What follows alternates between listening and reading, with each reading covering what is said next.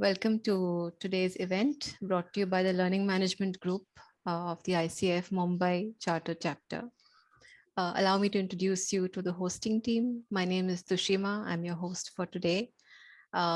With me are my colleagues and coaches from the Mumbai team, Anuradha, Shweta, Nimesh, and Poonam from our team will be joining us a little later. All of us are coaches. We're all members of the ICF Mumbai Charter Chapter, and we all volunteer our services for the learning management team. So we're going to have a very lively chat box during the session. And whenever you have a question, or if you'd like to share a key comment, please do put it in the chat box. We'll be monitoring that. And one of us will be curating questions and prompting our speaker during the session, and also towards the end when we have a dedicated Q&A segment. Like I said, we'll have a CCEU claim form, and I'll post the link for that towards the end of the session.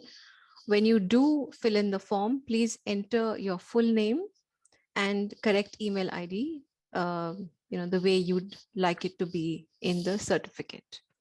At the end of the session, please do stay back for an additional 15 minutes of networking and sharing. We'll do that right after the feedback poll. Okay, so on to introducing today's topic and our expert speaker. Today's topic is mastering the 30-minute coaching session, and Merci Miglino is our expert speaker. Merci is a highly reputed global coach. She's built a very successful coaching practice for over the last 20 years, over 20 years.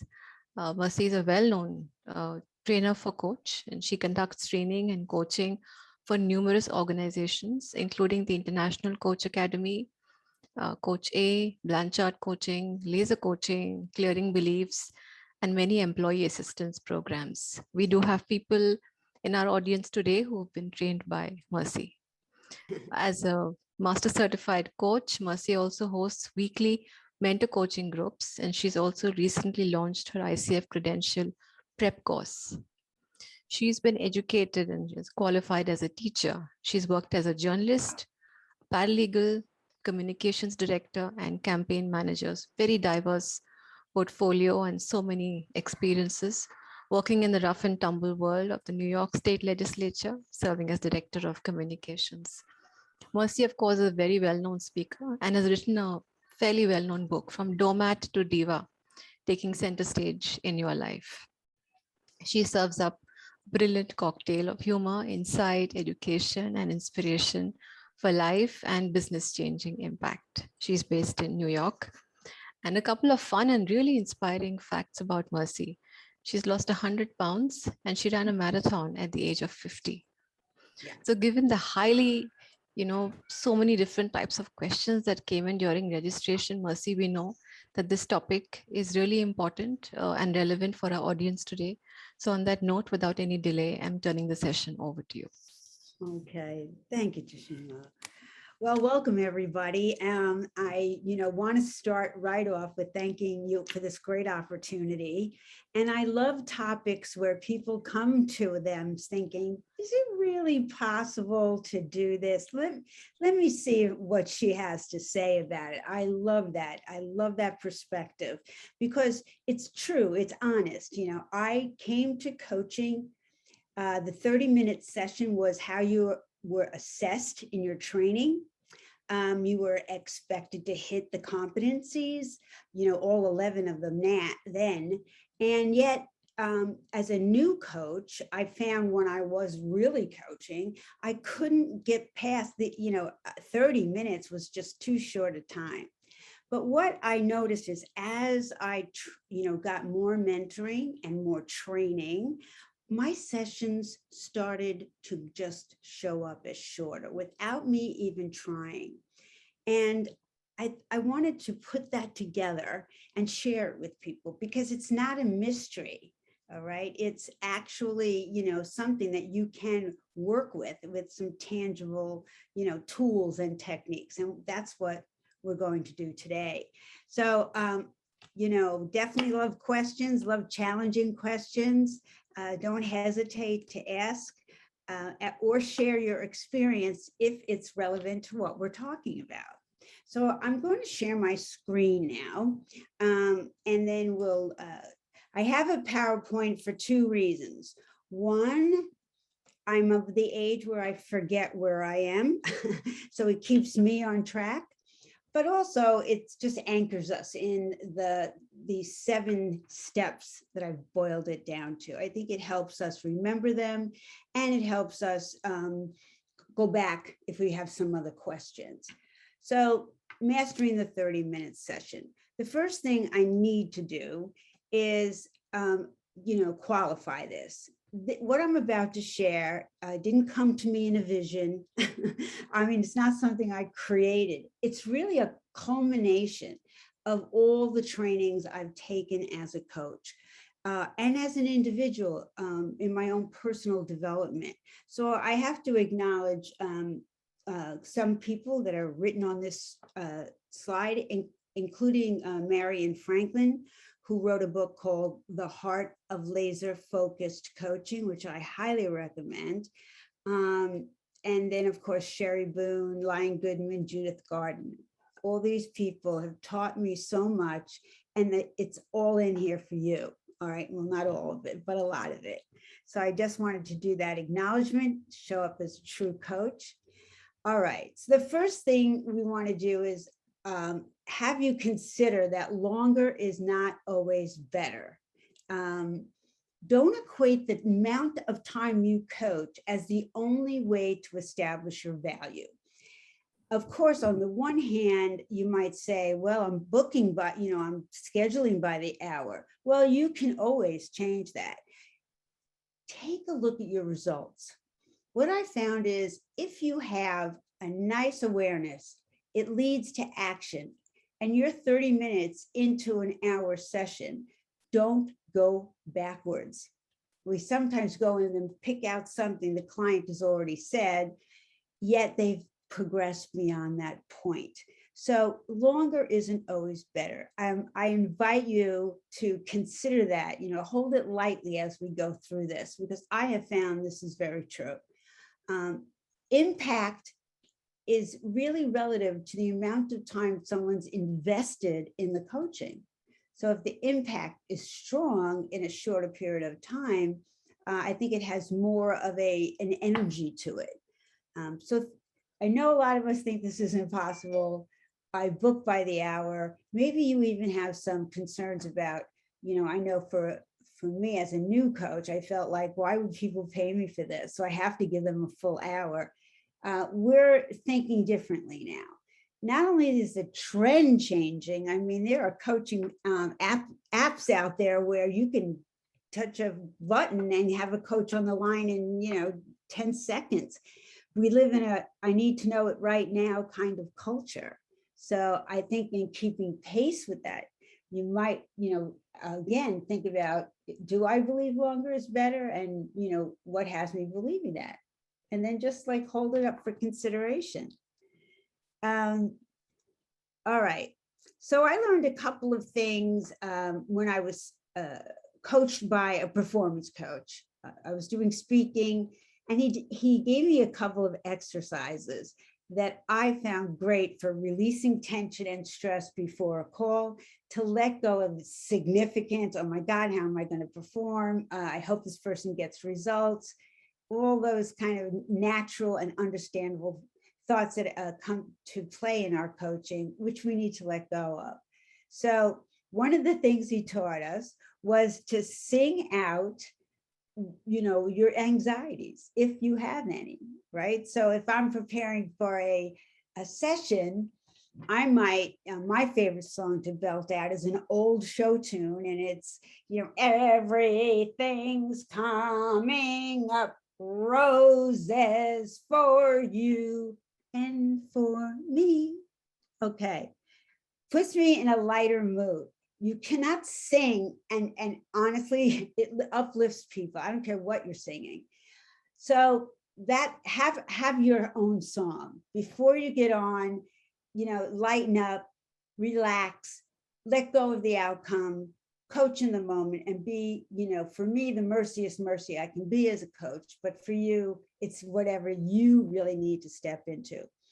It definitely lights you up. There's a neuroscientific background to this. And I really encourage people to do it. Now, Mercy, yeah, sorry, there are these transcripts which are running next to your slides. Would you like to remove them because they're getting a little distracting for people? Oh, I hear you. How's that? Yes, excellent. Thank you. Thank you. I didn't even see them. All right. So the next step, all right, rock your body. We all know it's mind body. It isn't two separate entities. If I go to a coaching call, I mean, everybody, if you just go like this, all right, and I've been known to sit like this, you can think about some kind of challenge you're going through now, or just a question that you have about your life or your business. And if you hold this posture, you're not really going to come up with a solution. It's a very, kind of low energy posture. But if I, just put my hands out and circle them, and I think about a problem I have, I find I have more lightness again, and creativity comes out. Children do this, right? Children wave their arms because, that's how connected they are to their moods. So do whatever you do, shake it out, move your body. Nobody's going to see you. Be careful of your posture, right? Like right now, I'm sitting straight, but that's not my normal thing. I have to work on my posture. But it really, not only body language, we're doing coaching via Zoom or Skype or whatever, but it's also a frame of mind. You put yourself in that open frame of mind, because the most masterful coaching comes when you have an empty head. You have no distractions. You are listening with an intensity that takes energy, but also really you're channeling something in a way. And that's what makes masterful coaching.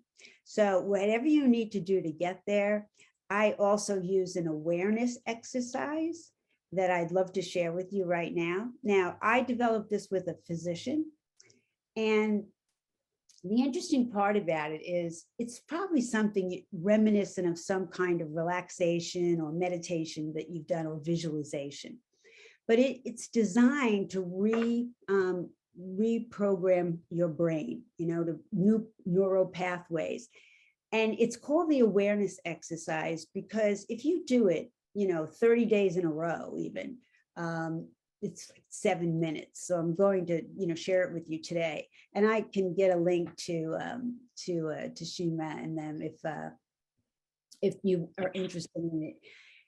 It's interesting because I did this with a group of people who were non-compliant to their doctor's recommendations. So these are cardiac patients, diabetes, that kind of thing that requires a lifestyle change. And we did it at the beginning of every group meeting, and we did it, they each did it every day for, it was like 6 weeks. And it's a great little tool. I am a giant fan of it. So with your permission, I'd love to share it with you and invite you to just listen along. I'm going to, I think I stopped sharing my screen. Did I? Yeah, there. Yeah, you stopped sharing. All right. So let me bring it up. You'll have to excuse my New York accent. However, you can close your eyes, you can go off camera, you can, sort of just soften your gaze down.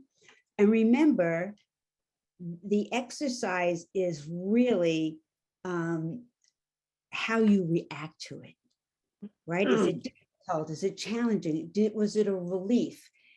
The learning is in how you showed up in it, okay? So I will start that right now. And I, again, invite you to do whatever is comfortable to you, okay? I might remind people to go on mute.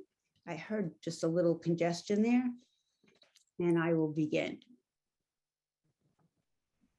The awareness exercise. Sit in a comfortable upright position with your feet against the floor. Sit as straight and as still as you can without being stiff or rigid. Close your eyes. Bring all of your attention to sitting. Feel yourself sitting. Feel the support of the chair you are in. Your awareness is on sitting.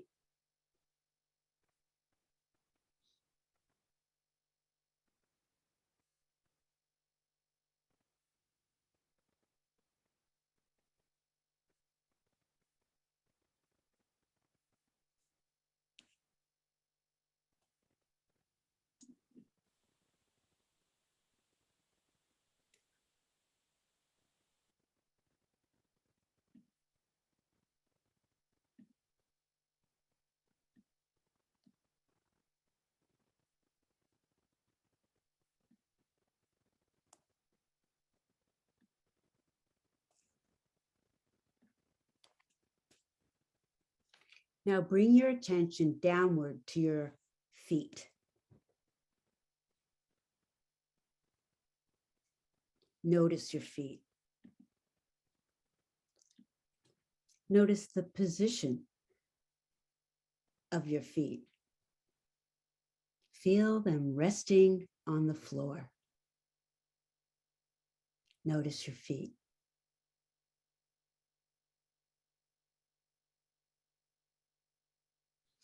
In your efforts to focus your attention on your feet, you might find yourself distracted. If so, simply notice that your focus was taken away. Return your attention downward to your feet. You may observe that you fall into a mood you don't like when distracted. If so, notice your reaction, and without judging it, return your focused attention to your feet. Be an observer of your experience, not a participant.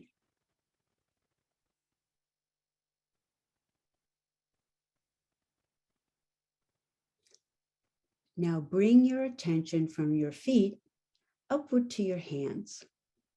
Observe your hands. Notice where your hands are resting. Are your hands touching or apart from one another? Notice your hands.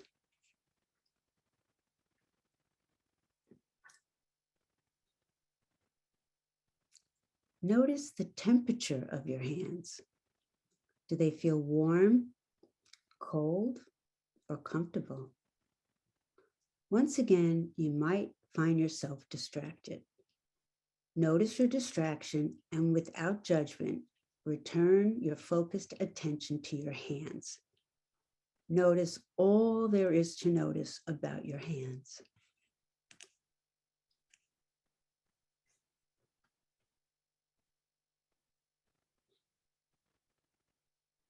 You cannot stop thoughts from arising. Thoughts simply happen. Your task, however, is to build the capacity to be the observer of your thoughts and not to be a participant with them. Therefore, the moment you notice that you are distracted by a thought, by thinking, you can return your attention to your hands. Observe the sensation of your hands. In this stillness and quietness of this observation, can you feel your pulse at your fingertips? Sounds, thoughts, emotions. It is possible to simply note them as distractions as you return your focused attention to your hands. Notice all there is to notice about your hands.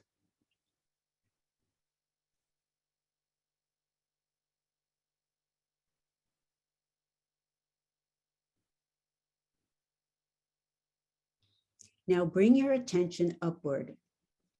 Once again, this is the time to notice your breath. Notice your breath without changing or altering it in any way.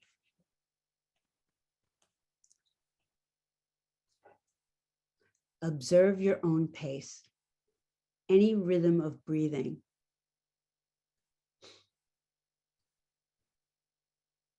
Notice your breath as it enters and leaves your body.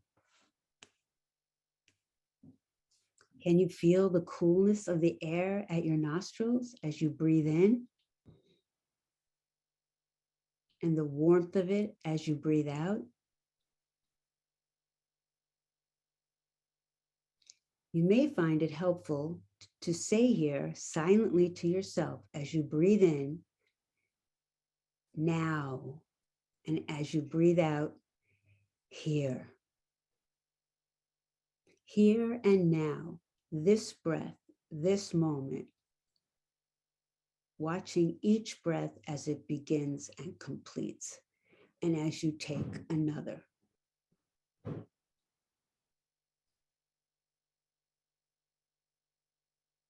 Moment by moment, breath by breath, observing.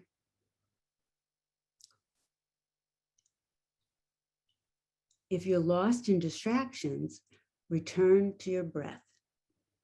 You might find that you are distracted by a physical sensation, an itch, a muscle twinge, or the desire to move.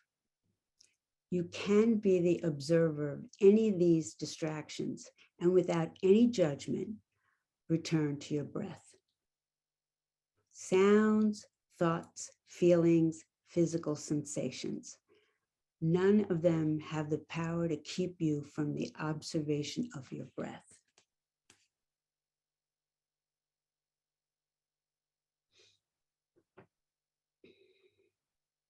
Back to the here and now.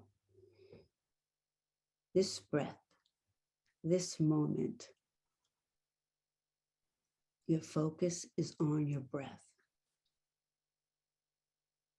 Allow any distractions to retreat to the background. Here and now, this breath, this moment.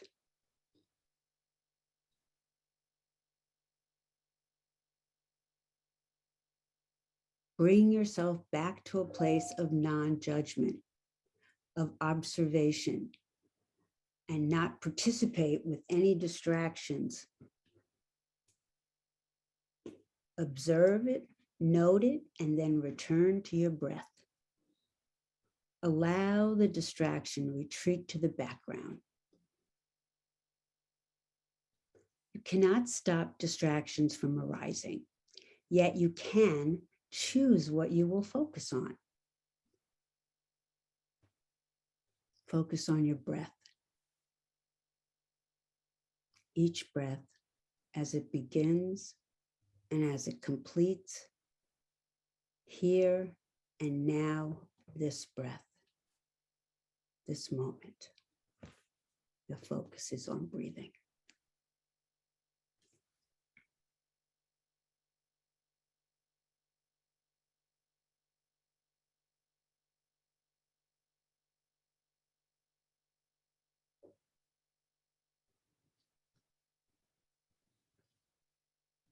Now slowly, taking the time you need over the next few moments, gradually bring your awareness from your breath to the room. As you begin to open your eyes, continue to keep your attention focused on your breath for a few more moments.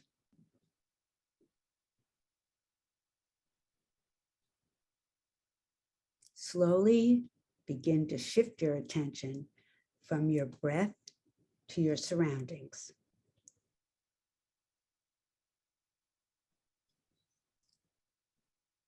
Move with awareness.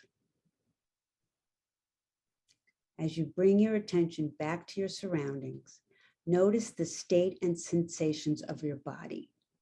Notice your mood as you get ready to continue our presentation.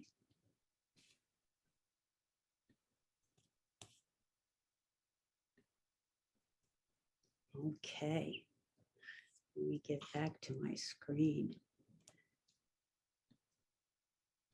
All right. So my question, as I get back on camera, how was this for you? Love to hear from people, or you can put it in the chat box. What was it like for you? Was it easy? Is this something familiar to you? What did you notice? She found it relaxing. Okay.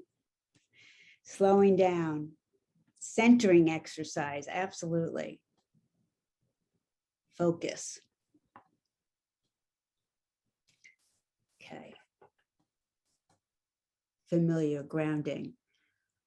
So, what might be the benefit of doing this in your coaching practice? A little bit of sleep. Keep dozing off. Yeah, sometimes we need sleep.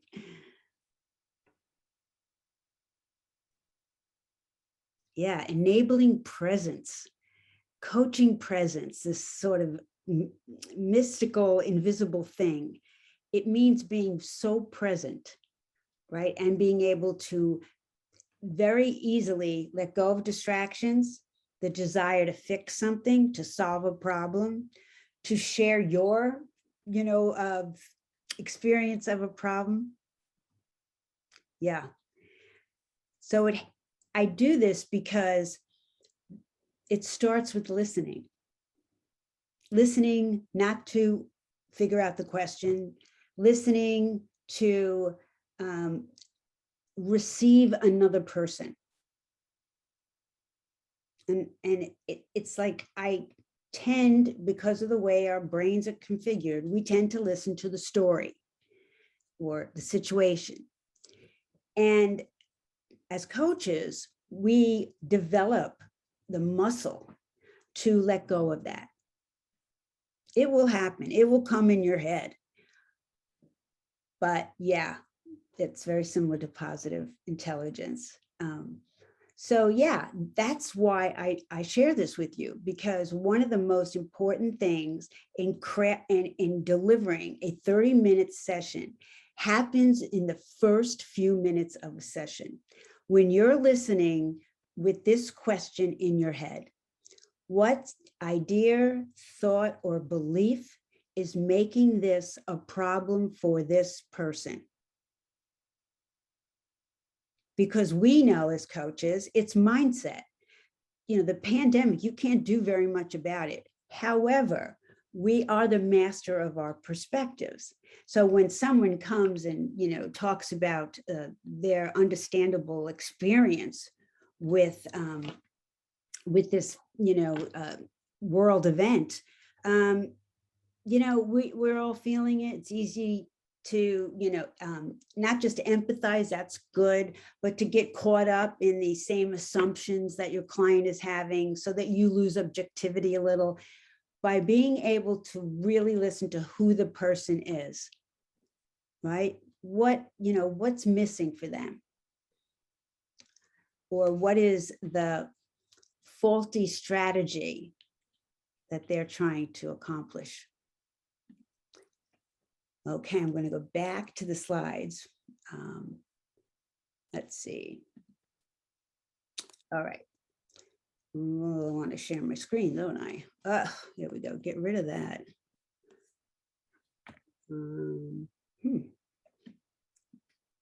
Okay, here we go.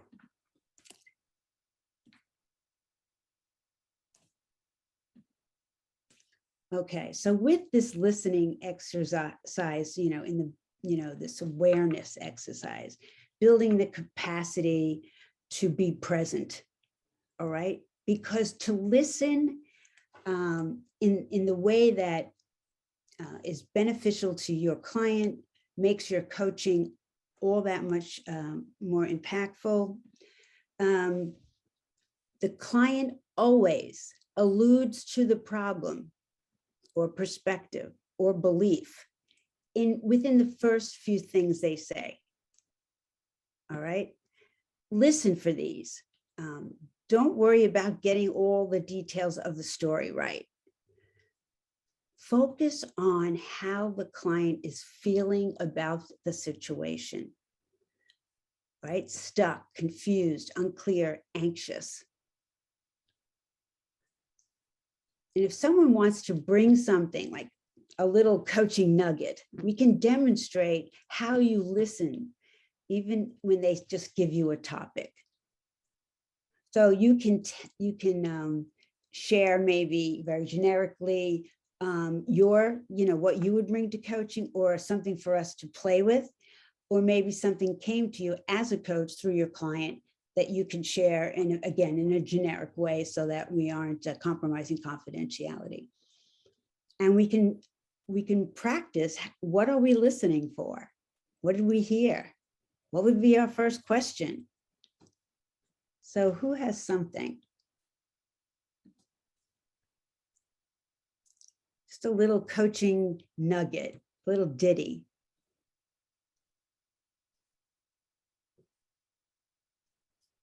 Okay.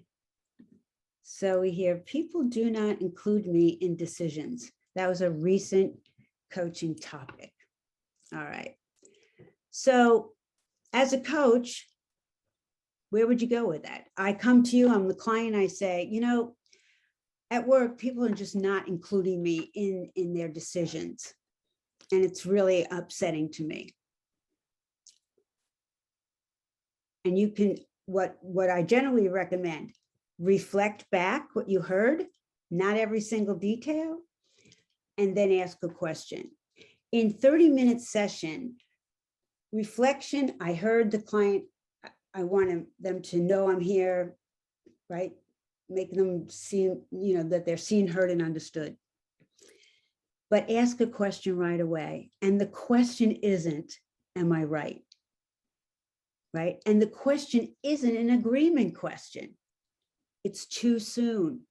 It's too soon.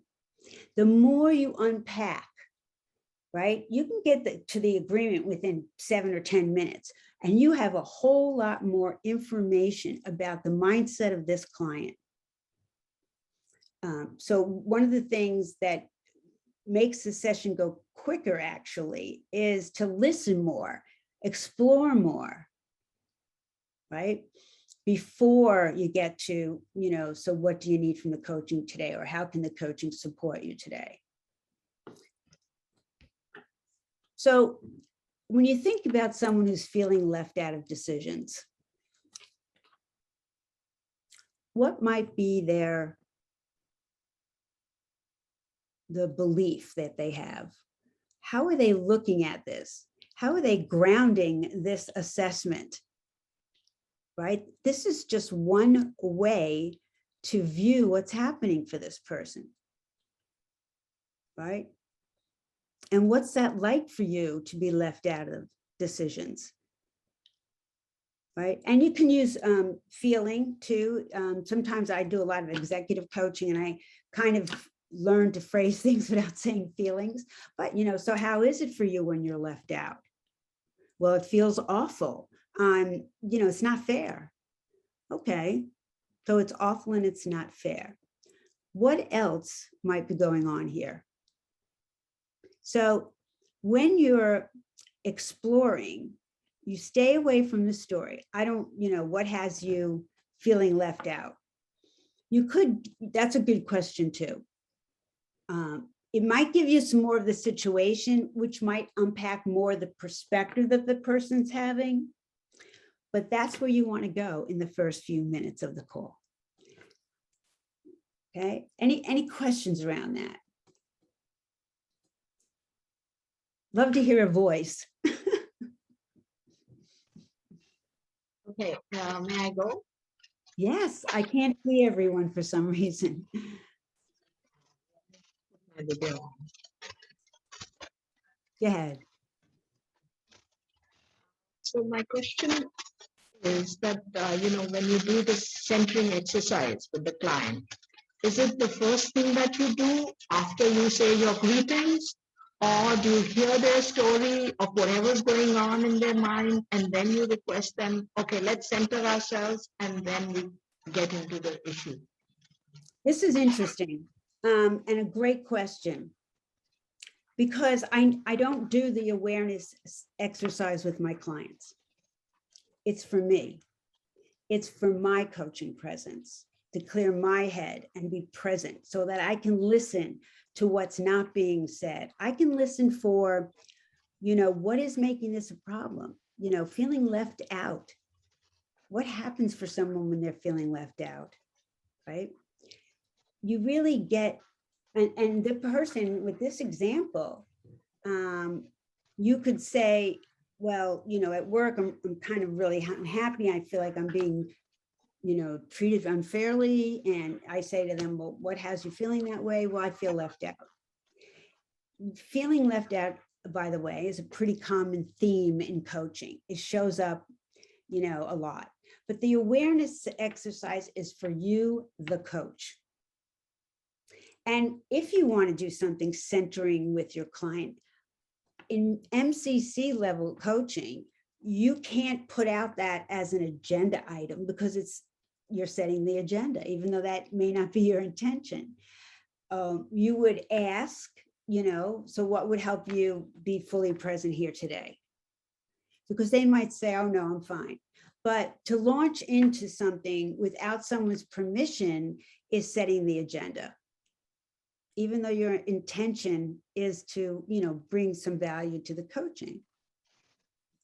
So I don't do grounding exercises, but I do say to them, what might you need to be fully present here today, especially with people who are calling from work, that kind of thing. But that's a great question. And if your niche is, more of a meditative, people expect this from you as a coach because you've told them early on, then you have agreement, right? Just remember, we don't set the agenda. That's perfectly fine and valid point. But usually I would ask them, would you want to center yourself before Yeah. you begin? Yeah. Yeah, absolutely. Yeah. And when I'm coach, how do you say your name? Nidhi? Yes, it's maybe. Nidhi. And when I'm coached, I appreciate that, when they come, and is there anything you need to do to be, fully present right here? Because sometimes it's like, yeah, shut off the phone. I forgot to shut off the phone, lower the air conditioner because it's causing a big old buzz. Shut my office door in the event that some intruders like my husband is in the place. It helps me. Oh yeah, right. I'm present, because your client is got the monkey mind as well as we do, that chatter in their head. But the real point of this is, how do I listen at this level? So I'm going to give you an example. So a client comes to me and they say, I recently had a mammogram and bone density test. I received a letter from my doctor, about the mammogram results, but not the bone density test. I thought I should probably call about the results, but I don't really want to. I'm figuring no news is good news. But today, my doctor called and she, asked me, didn't you receive my letter? I need to speak to you about your bone density results.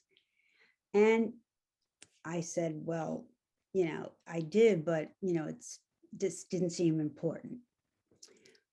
So the doctor, starts to say, your numbers, you have some osteoporosis. I want to give you some prescriptions and encourage you to take vitamin D. And,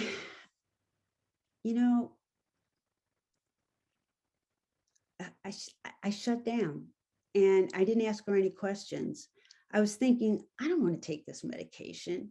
I don't understand my reaction. Maybe some coaching around this would help.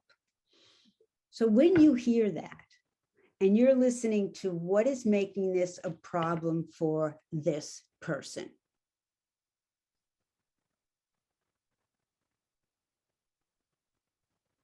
So Mercy, there's a comment from Shubhra. She says, staying away from the story can be a challenge if the client is engaged in the drama of his situation.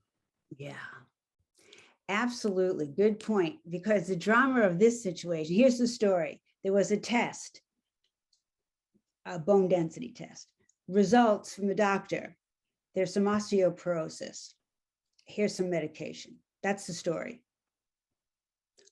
What has this person reacting the way she is? She doesn't even know, right? She says, I ignored it in the first place. And then, I dug in and I said, I don't want to take this medication. I don't understand what this is about for me.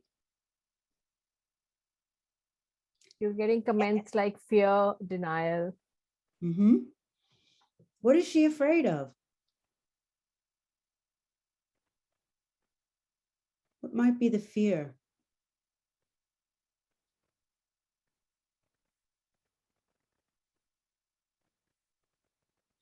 Yeah, so avoidance and denial leads to fear. It's a faulty strategies.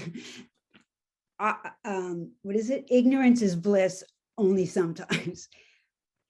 Fear of the unknown. All right. Uncertainty. These are themes in coaching. You can bring a number of scenarios to a coaching conversation, and they may indeed, underneath it all, be fear. In this case, as we unpacked it a little, what she was equating this with was aging. And she had a memory of her mother lined up with pills, taking, 50 pills a day. So the fact that this doctor wants her to take another pill, that's an old memory, right? And it's true. We react. She dug in. I'm not taking that pill. Well, what's that about? And she didn't know what it was about until we asked some of the questions. What made you shut off? What memory did this bring up for you? And you can ask that. It's not a therapy question, because you're not going to stay in the memory. You want to see what is the link that has this person thinking the past equals the future. It's a common theme in coaching. Something happened once, and then another. So after we, explored it with some of the questions that you're talking about here, what came down to is I don't want to be aging, and I can't help it, but I can't control that. And that was what, the only thing she could control is I'm not taking the medicine. Familiar to anyone? Yeah.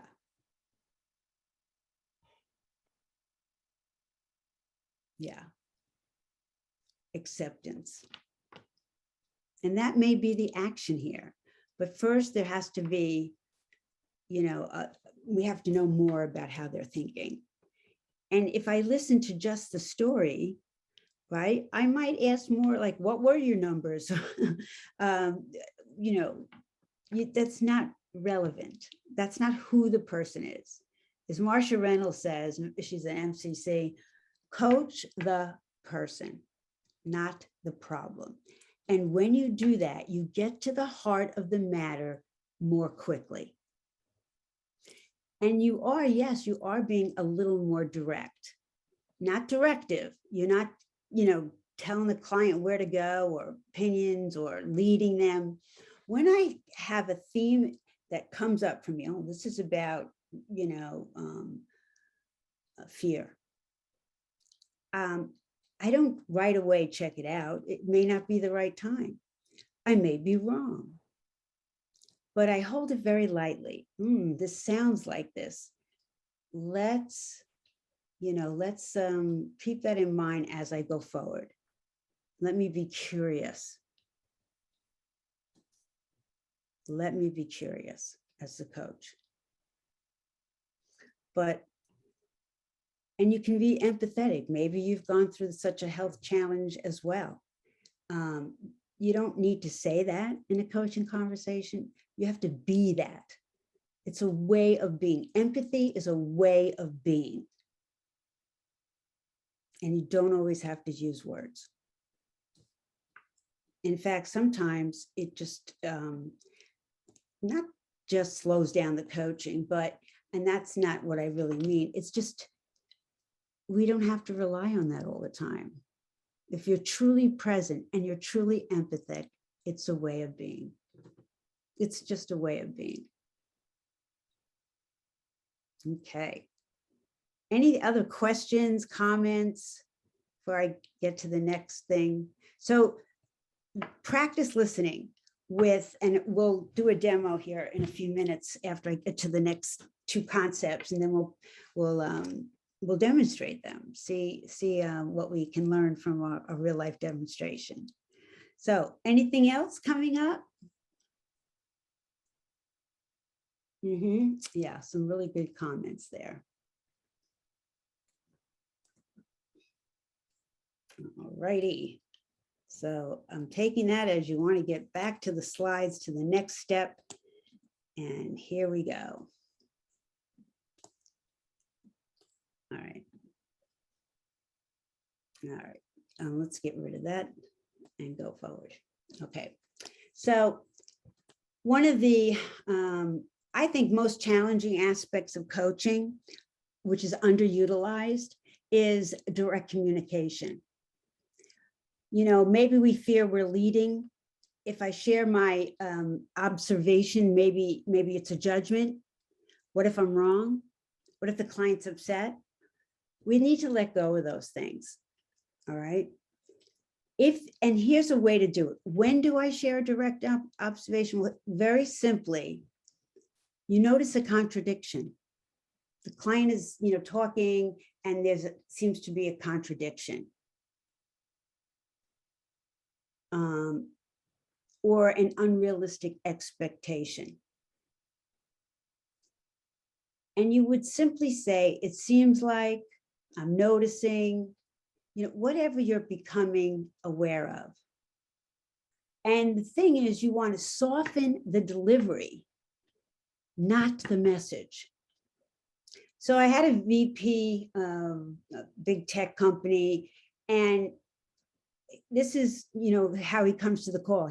A lot of, very high energy and just all over the place. So he starts saying, I took this job 8 months ago and already have so much responsibility. I can't seem to get it. These people have to stop giving me so much to do. And then he went through, she's doing this to me. The president is ignoring me. I'm trying to, make my way and show up here, but losing proposition because they just keep giving me stuff. All right. What's the theme here? It's very common. Any thoughts? All right, I have to get out of the share to see the comments. All right. Okay, anyone? Just come off mute because I can't see everyone at once.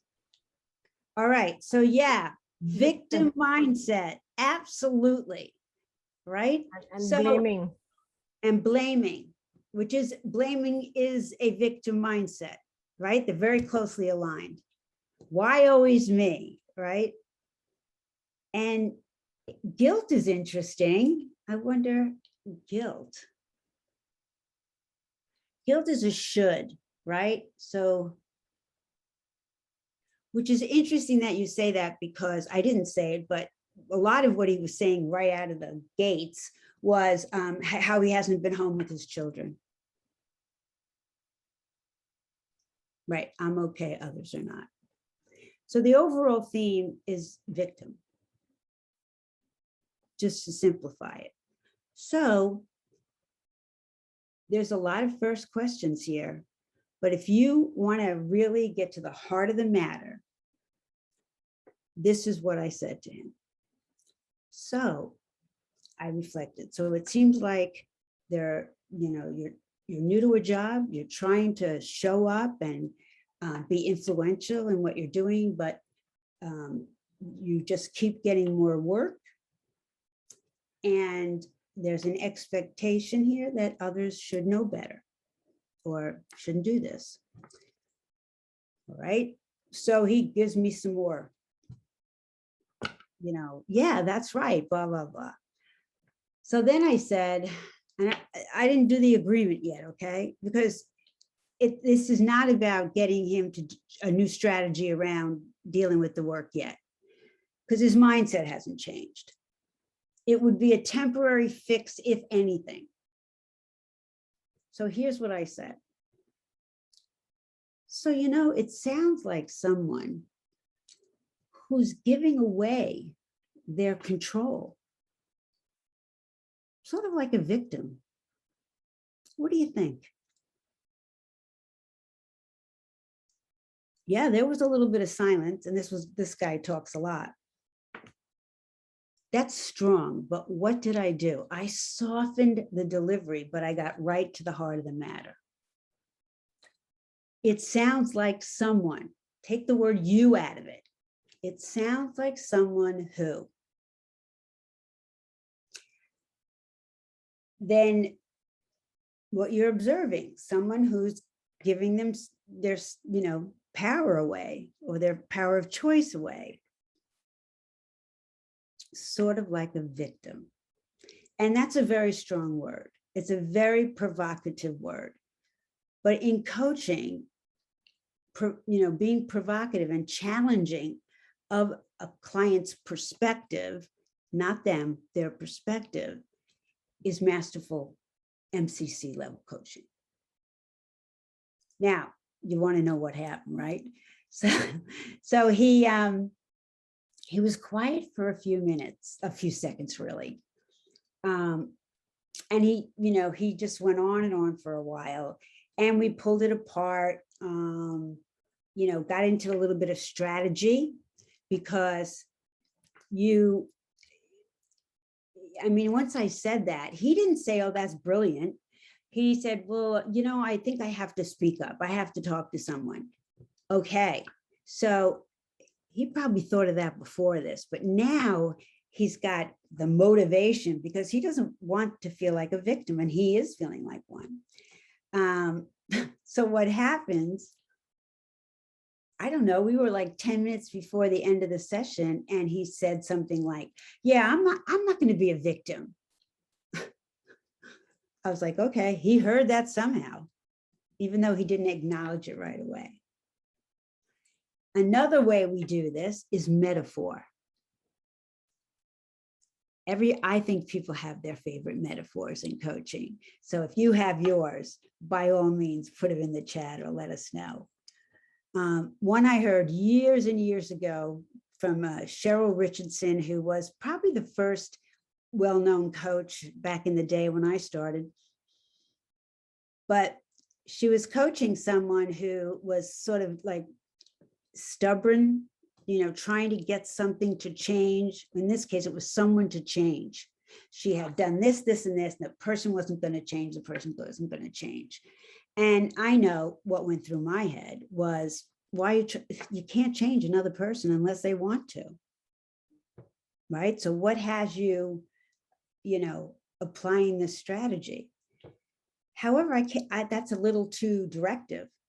So instead, she said, it sounds like someone who's going to the hardware store for milk. What do you think about that? Metaphor allows you in a very short, condensed way to get to the heart of the matter. And it gives your clients something to think about.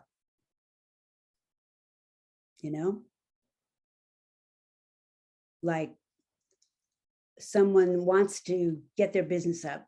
I've created my website. Everything's going really well. However, I just, I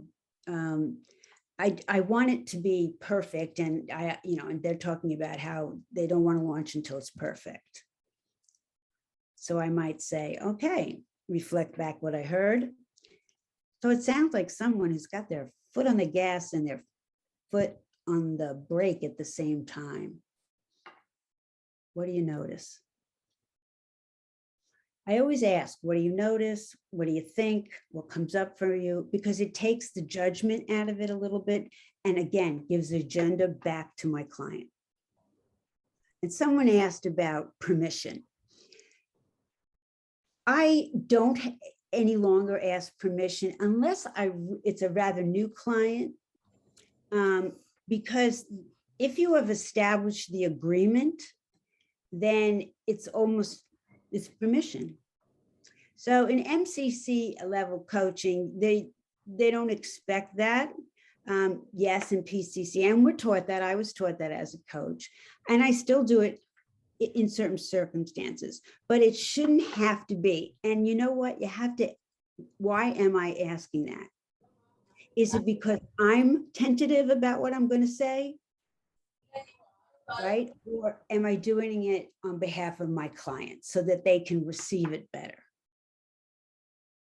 Because if it's my reluctance to be direct, then I have to let it go. All right. Any other questions? Yeah, buts. Jump right in. Feedback so far. What do you want more of? What do you want less of? All right. Thank you, Sunita. You may want to put your comments or questions in the chat box, or maybe even raise your hand if you have something to say or comment on or ask. Yeah. Because I put myself on gallery view. So let's just pause here. And what do you think so far?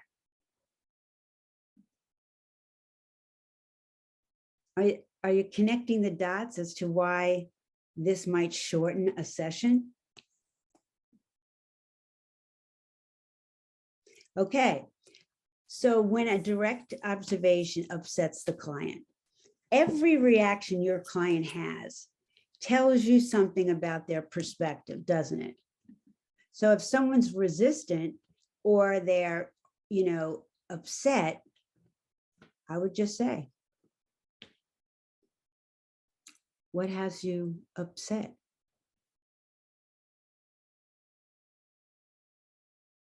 All right. I don't backpedal, as I say. I don't erase what I said, because that's an authentic, to me, someone's reaction. It's not necessarily true, but that's important information. What has you upset? Now, let's say they say, well, it's not like I have my foot on the brake and the gas. I just want to be driving a Ferrari, and right now I'm in a Volkswagen. You lean into it. Okay, so what would take you from Volkswagen to Ferrari? Or if they're caught up on the perfection theme, I might say, well, it seems like both are going to get you there. So what's the advantage of the Ferrari? See how you curiously sort of poke holes in it. The other thing too is, remember, they're not rejecting what you said. It's a clue to the coach to redirect the conversation. So for example, if someone says, well, it's more like this, it's not quite that way. I have more information. What is it? What is it like? Let me redirect my question. So rejection is really redirection. If you take it personally, it's going to affect your coaching. One of the things that I see pervasive, and I think it's because our profession is it's invisible. We're not producing reports generally, is confidence. Having the confidence to lean in to whatever is happening. So someone said, all right, let's see. An example of the use of metaphors. I just gave a couple, but if anyone has, how about becoming perfect at not being perfect? And we both had a good laugh. Okay, lightening things up. Right? And the what about, not why not, what about keeps things a little, open for the client to do whatever they want with it. Because even if that client said, well, if I'm not perfect, and then it's not going to work. So perfect means it's definitely going to work. What do you think?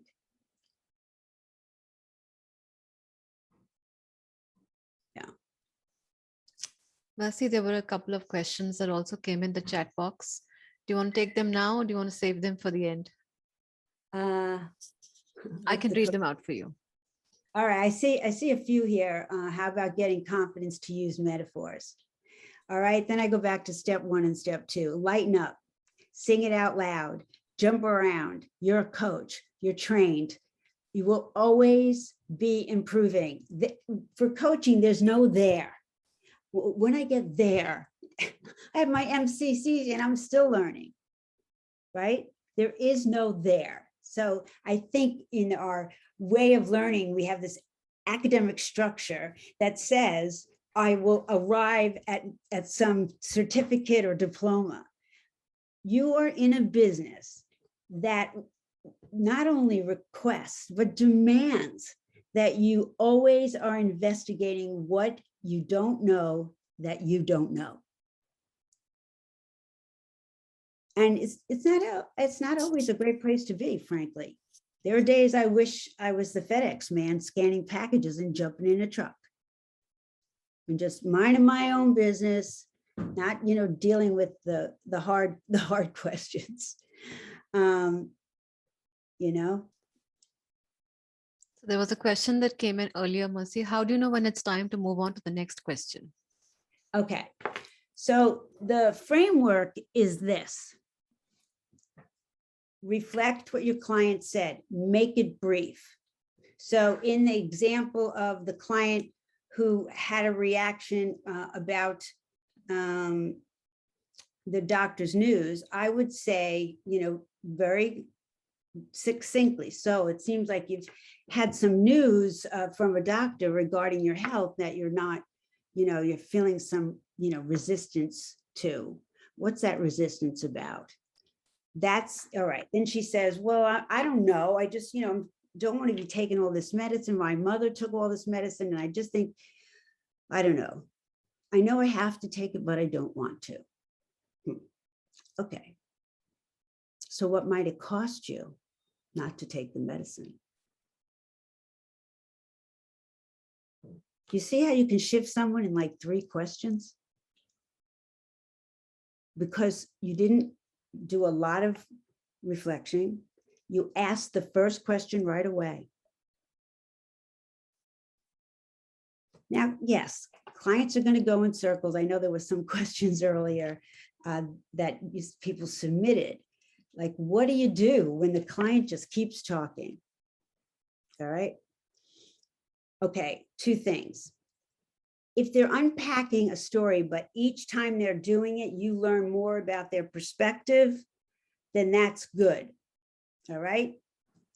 If they keep telling the story and they keep going around and around, and you're noticing that the stuck perspective is just being pounded into the ground, so it's going to be harder to unearth it going forward, right? They are giving you evidence, exhibit A, why this is, my boss hates me, exhibit B, exhibit C, and they just keep digging themselves into the perspective they're stuck in.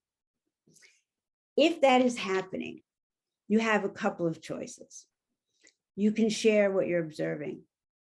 So it seems like you have a lot of evidence that the boss doesn't like you. How can the coaching support you here? Because I don't know where to go with that. Whenever I don't know, it's an agreement question. What do they want? The other thing is, let's say they're just talkative. Sometimes it's nerves. sometimes the people I have the hardest time with are people who unpack an issue from the bottom up. So it's like, well, I woke up today and, poured myself a cup of coffee and, I'm like, get to the point. Okay. That's me. I was paid a lot of money to do that. That was my former career. I made things happen. And I have never met a coach who said, I want to coach so I can empty my head and be an instrument, a channel of wisdom.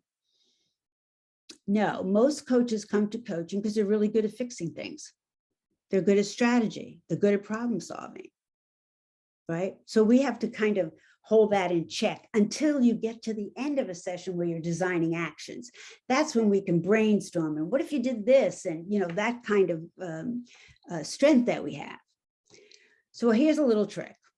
If somebody's going on, and you see that they're like really getting away from the topic, you can check in, So when you came, you said you wanted, to understand your reaction better. Where are we with that? That's why your agreement is an anchor. All right. It's just a go-to place when the conversation feels like it's, unmanageable. The other thing, when it's, sort of story, or they seem to be like bringing in, how people are, you ask them a question, and if they don't really want to answer it, they start backing up from it and bring in other things to distract you and deflect from the question. So if they're talking, here's what I do. You use their first name, right? Tashima. Usually that has somebody stop. You might have to say it again, Tashima. And they'll usually be quiet. And then you can say, can I pause us here for a moment? Don't use the word interrupt. Can I pause us here for a moment? And then reflect what you're witnessing, what you're observing. So, here's the situation you want to change. And, you establish this, we need, what do you need from the coaching if you haven't established what she needs? If you have, where are we with this? Or you're going to share an observation that says, I've noticed that when we get close to an emotion or an experience, there seems to be a backing away. What do you think? Experience is a great substitute for feeling,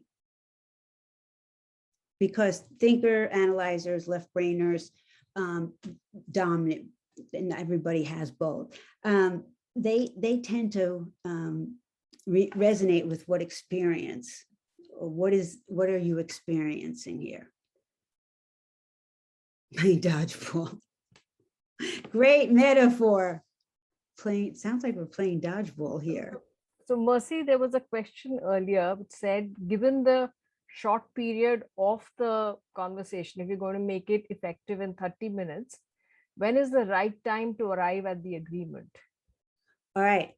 Framework is reflection, first question, explore. When you don't know what else to ask because they've unpacked it as much as they can, that's when you get the agreement. And I have something to share with you. Here's a good example. Where the heck was it? I'll find it. I had it pulled up, but now I don't know what I did with it. So this is a good example of the coaching agreement and how quick it can happen. And really, when you take a 30-minute session, you are actually spending the most time on agreement. It's not, check the boxes off. And why is that? Coaching is a partnership above all else. So the agreement, what do you need to address? What's important to you about this? What will you have at the end of our session that tells you, you had results, or what outcome do you want? What will you have that you don't have now? Those are agreement questions, right? So you can see how you don't ask them in a row. Like nothing's worse when somebody comes and says, well, I have to make this decision. It's really not clear to me. And I say, okay, so what do you want from the coaching today? I want to be clearer about my decision. Wasted a minute right there, okay? So remember, you want to know what the client knows, but also what they don't know. So let me find this thing. I had it open yesterday. Here we are.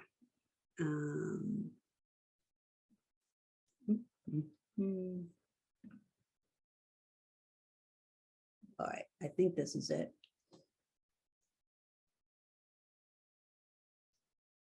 All right, where are you? Why won't you open up for me? I just had it open. All right, bear with.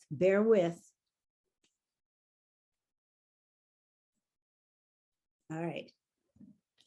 Scrambling. I know it's in here. I had it open yesterday.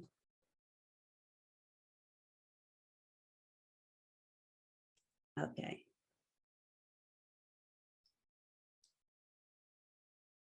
There we go. Okay, so I have Pauline's permission to share this. And we can demonstrate this too. Well, think about something you could bring to coaching and we'll demonstrate how this works. Share screen, stop share. Let's get the right thing to share. Yeah. Okay, so Pauline comes to the coaching and I'm not going to read it word for word because you guys can see it. But basically, this is everything she says. I have, so my children, I have two, they finished the year at school. They've had a hard time doing their work. They go to the Waldorf school, they need to create a main lesson book.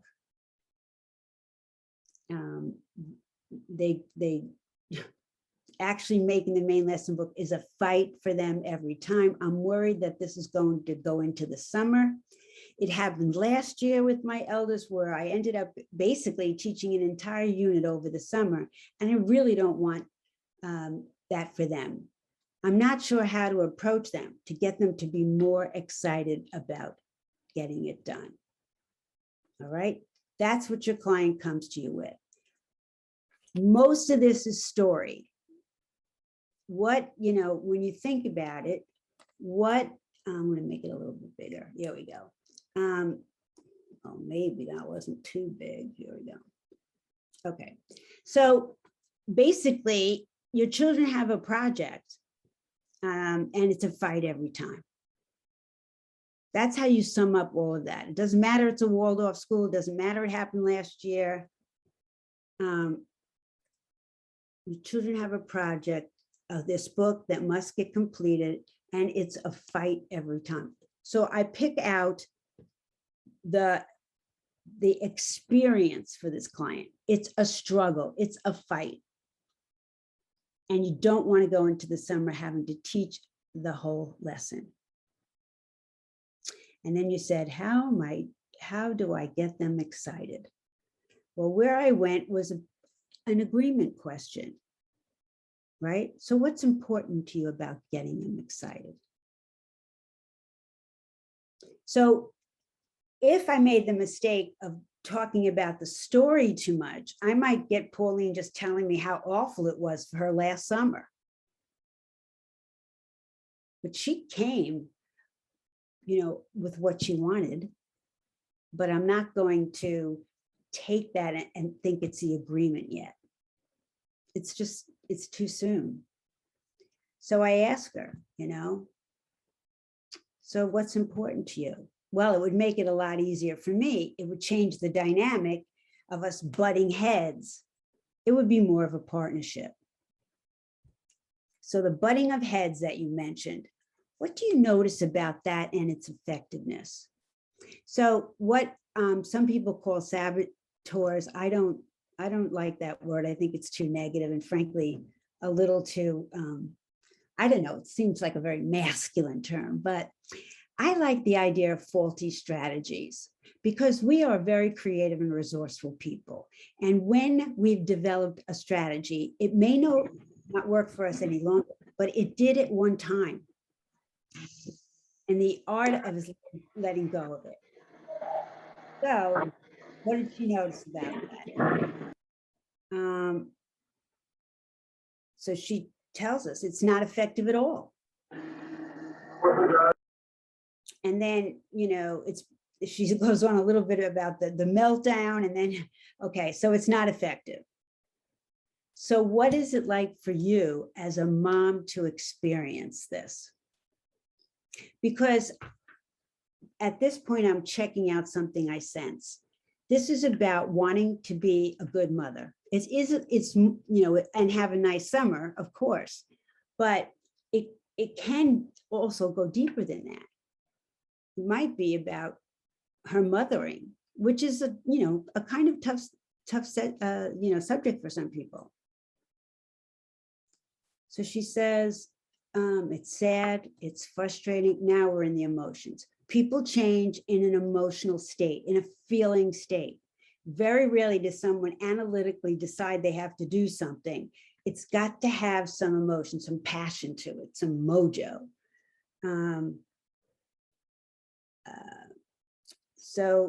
So you don't want that for them, right? It brings back memories of having to try to get work done and feeling so overwhelmed. That is extremely telling, right? She's had an experience and now she's trying to prevent it happening for her kids, but it's not working. So of course, this is where I ask, what do you need from the coaching? We're 3 minutes in. We've unpacked the issue a little. I know a lot about who the person is in this situation. Now, to go further, I want to, reaffirm the partnership. Everybody see that? Let me know if there's any chat because I'm sharing my screen. I can't see it, I don't think. No fresh comments, Mercy, yet. Okay, so she says, when I ask her, what do you need from the coaching? Of course, she says some strategies, all right? Don't fall for it. They always say, I need a plan, I need a strategy, I need new techniques. They may indeed need those things, but in their current perspective, how likely are they to be sustainable? Right? It might simply be a one-off Band-Aid approach to the situation. And you can be masterful and transformational in 30 minutes. So she says, I want to have some strategies. Well, maybe not really strategies. I have lots of them. Most clients who say that do have lots of them. I want a different mindset going into this. So I think in some ways, my mind is already anticipating the fight. So changing that would give me space to be positive. Okay, next agreement question. So what do you think you need to address to have this more positive mindset? Her expectations. Expectations is a common theme in coaching. Just think about the pandemic. We had expectations that involved not a world health crisis. And so, we suffer from disappointment or frustration as a result. All right. So I think I need to get rid of that conversation with them because it's negative. It's not positive. Okay. She's come up with something. You see how she's beginning to craft her own actions already? And we're 5 minutes in because the coach picked up on the essential things. All right. Agreement. So with that in mind, and we reach the end of our session, what would be the outcome or what would you have achieved as a result of our coaching?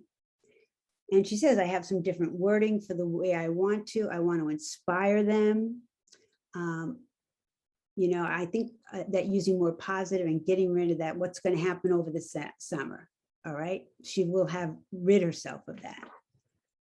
So I want to inspire them. Now you notice I didn't pick up on anything but that word. So what inspires your children? I don't assume I know what it is. She simply doesn't know what it is. All right, but here she goes. She's having an awareness, a shift in her thinking. It may be, you know, slight right now. And once a client has a new awareness or a shift, the rest of the session is downhill. It's so easy because the client 9 times out of 10 will start to come up. Once you have a new perspective, you ever notice that, oh, you see possibilities that you didn't see before? Well, that's what happens in coaching. And she starts to see possibilities. I'm thinking of taking an hour or so to take a walk, go to the beach, you know, little things for them to look forward to. All right, so I'm hearing that. So I check in with these memories she had. You know, what did I ask? Oh, what inspired you as a child? All right. Well, she said, I gave up. I didn't really do it. I would just go on to the next thing. Ha. So what role might that be playing in your approach here? Well, what might be the link? All right. And, you know, this is common. This is a very common thing. We had an experience. We want to change that experience for our children, for our team, for our coworkers. And we have to let go of that experience so I can create a new one. She's trying to find the balance. And how do you recognize that balance in your life with them?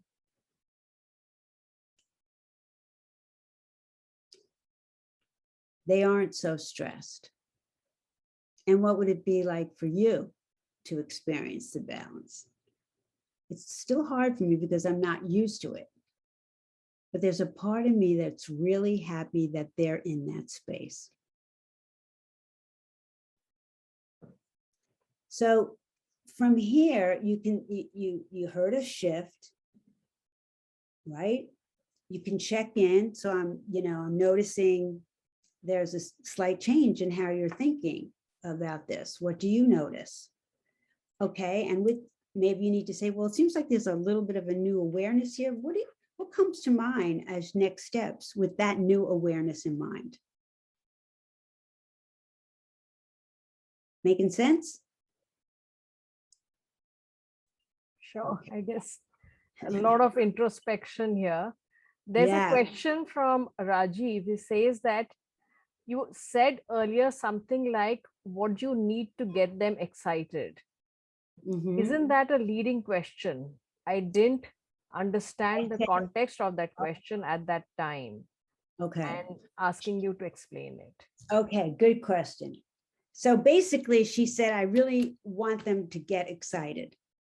All right. So I say, what do you need to address to get them excited? It's not leading. She gave that to me. Now, I didn't say, so how are you going to get them excited? How is a strategy word? It's perfectly okay when you're, brainstorming, so how do you want to do it? What are thinking questions? What are reflecting questions? How is strategy? I don't want to ask her, that's really early on. How will you, excite them? Or how do you want to? She doesn't know yet. So what do you think you need to address it? That's basically the language of a marker in the coaching agreement. What needs to be addressed for you to fill in the blank?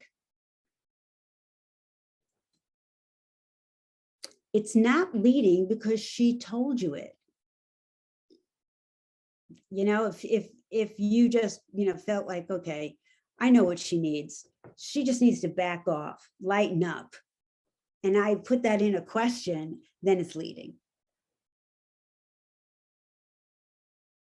It's interesting. By avoiding direct communication, we are almost always leaning towards leading. So like if I see something and I don't bring it up for the client's consideration, I'll find myself subtly trying to get the questions, and it winds up leading because I see something I think would be helpful, but I'm not being, transparent about it.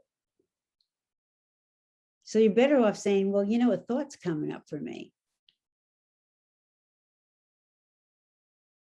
And, don't be afraid to be provocative.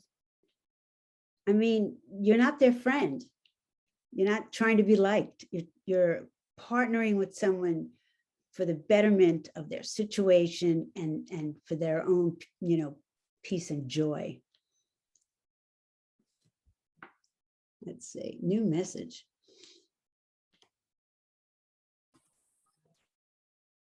Yeah. Open-ended questions, absolutely. Okay, procrastination was in this session. Oh, that's interesting.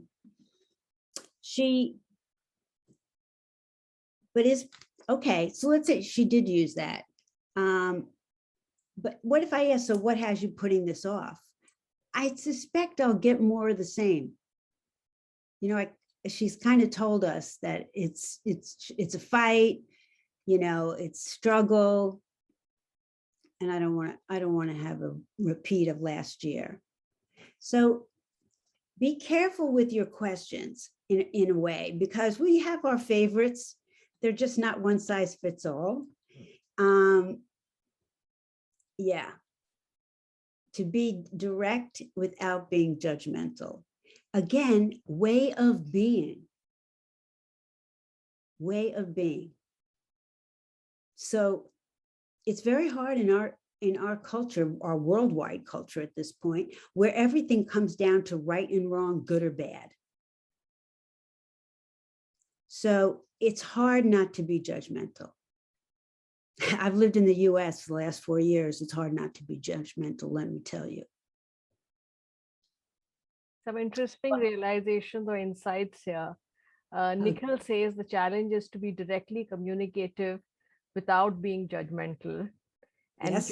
John seconds that, saying hard on the message, soft on the delivery. Yes, definitely. You've got it. And then I see the I don't know, famous question, right? What do you do when the client says, I don't know?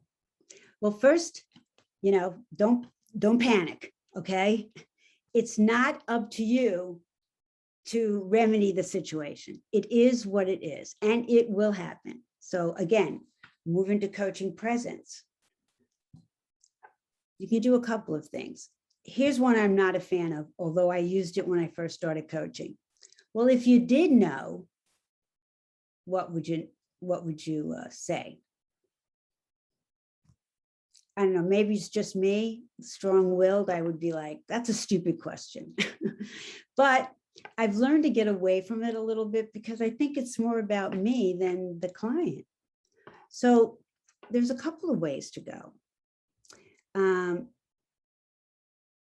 So you might say, what if it's, I don't know yet? What comes up when I say that? Because it may be they're just thinking about it and they haven't come to any real conclusion yet. And here's a good one. So what do you think a wise person would do? Or what do you think a wise person might say?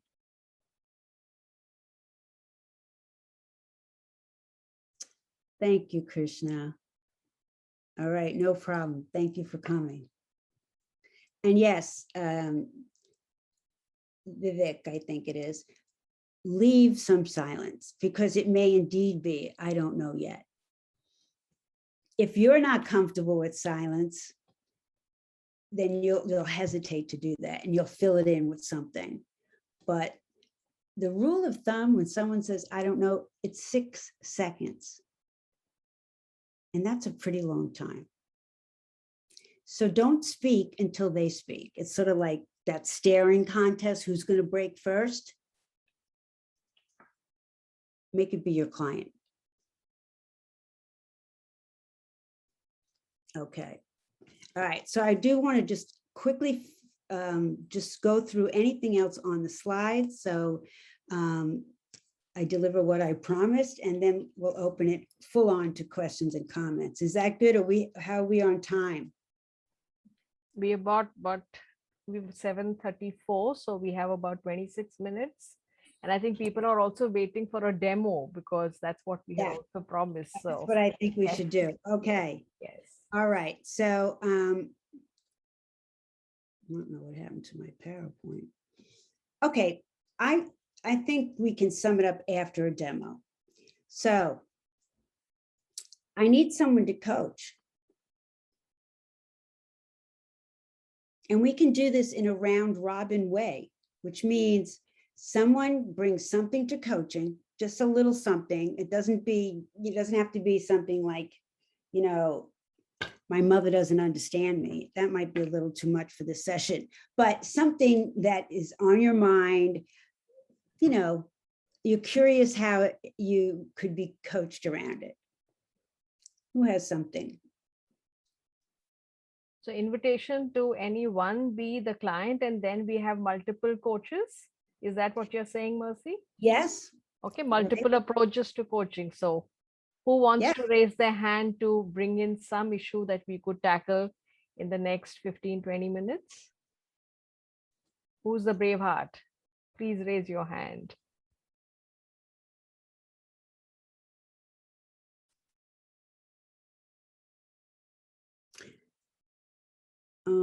Okay, I see a hand. Yes, Ajit. We have Ajit, and I think we had one more. All right, that's good. Shubhra, are you raising your hand? I mean, I was just volunteering to Shima, but if somebody has something more burning, then put her hand up, Lavanya. Okay, so we'll go with Ajit for now.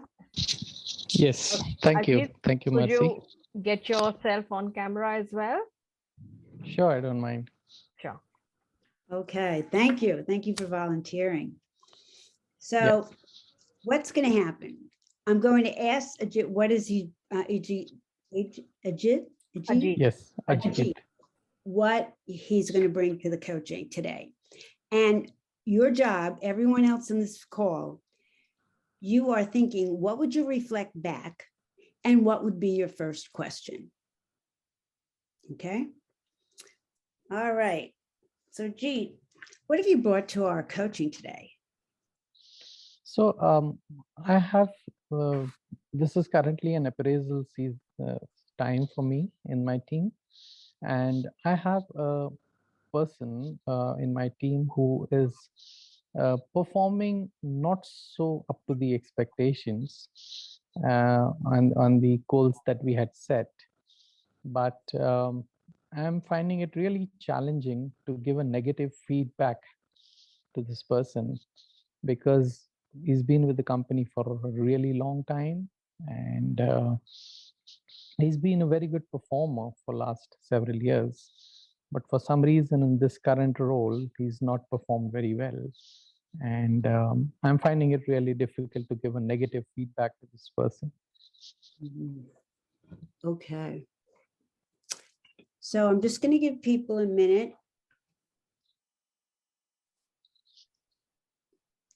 So what would your reflection and first question be? And you can put it in the chat.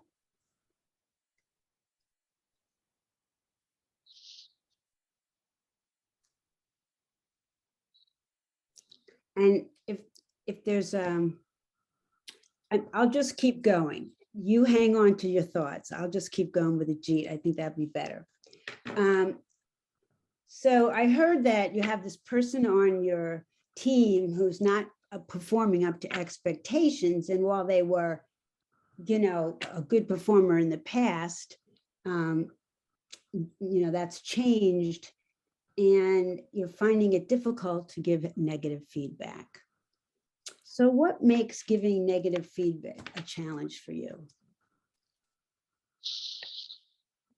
One of the challenge I see is that the willingness for the person to accept the feedback and working thereupon on the feedback, because the person seems to have been giving an impression, and during my previous discussion as well, saying that he's always been a good performer, so there's no way that he can not be a so good performer.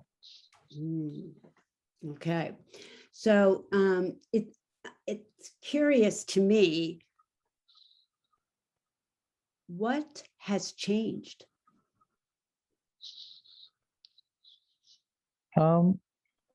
I think the new role that this person has taken up is of course a change, and therefore in this current role maybe the person wasn't prepared, or maybe does not have the right skill and the competence to be able to perform. That's of course from the person's roles perspective, but from a feedback perspective, this will be the first discussion, I mean a feedback appraisal session that I will do with this person. So that is what I don't think so anything has changed from that angle, but it's just the role that this person has taken up. Yeah. Okay, so I'm hearing that this is the first time you're going to give him feedback. Yeah. And it's interesting you called it negative feedback. What if it was just feedback?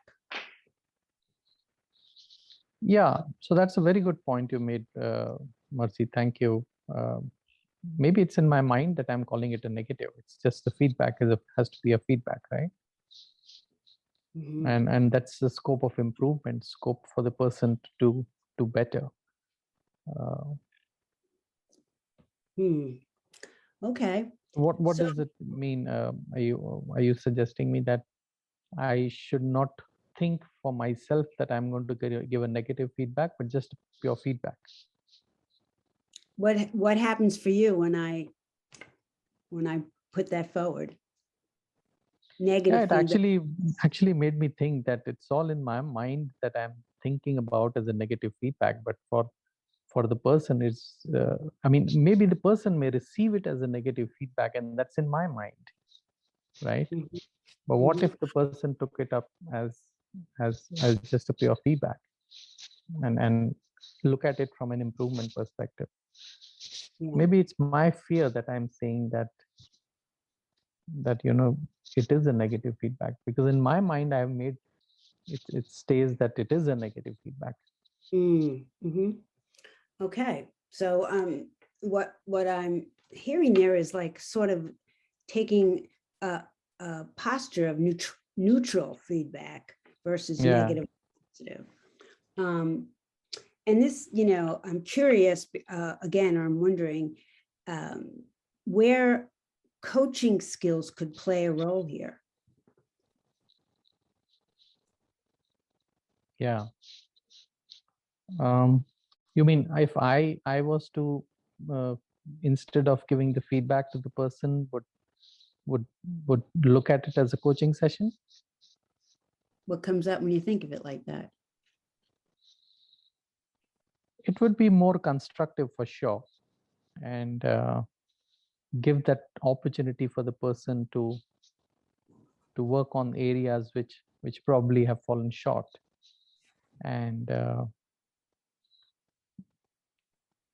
look forward for bettering, or you know, becoming a better version of the person himself. Okay, all right. So where do you want to go with your coaching at this point?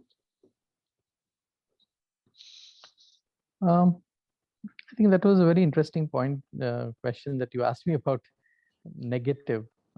I think it's for me to think more for myself, introspect that why am I thinking it as a negative feedback, and why why shouldn't it be a pure feedback? Right. So from this session perspective, I think you already got me thinking and put that seed in my mind to think about it once again, as to look at a feedback session purely from the person's benefit point of view, and rather than from my mind about positive or negative. I think it's pretty powerful right now for me. Thank you. Okay. So one more question comes to mind. Given that coaching is about being curious, I'm wondering, what are you curious about when it comes to this individual?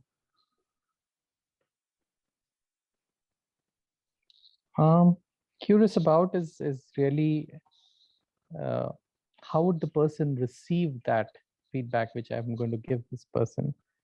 What if the person doesn't accept and sort of doesn't accept? Okay, so the first part I heard was maybe asking the person how they want to receive the feedback. Did I get that? Yeah, doesn't accept the feedback. All right, so that's challenges or sort of becomes more defensive. Okay. So to bring coaching skills to the conversation, sort of coaching is a feedback kind of mechanism, and it's curious. So what are you learning? What are you taking away from this session today? I think one of the takeaway for me is not to be judgmental about a feedback in positive or negative in any which way. That's one learning for sure. Okay. All right. Thank you, Ajit. Thank you. Okay. So that was a very abbreviated session. I hit a couple of agreement questions. And of course, if we were going on, I probably would follow up with, what are your next steps? When would you want to have this conversation? Right. What do you want to learn about this person? If a person receives your feedback, they could accept it. You're not, I could say, so what if they don't accept it? What would that experience be like for you? There's lots of ways, you see, even I'm looking at your questions, there's lots of ways to go here. But right. First of all, I asked what changed because that's an example of almost focusing on the other person who's not being coached. And I deliberately asked that. So I probably wouldn't ask that, except that he said he was a good performer and something changed and now he's not. Well, the new role. And this is obviously a new role for Ajit. So it's a new relationship. Some people were saying,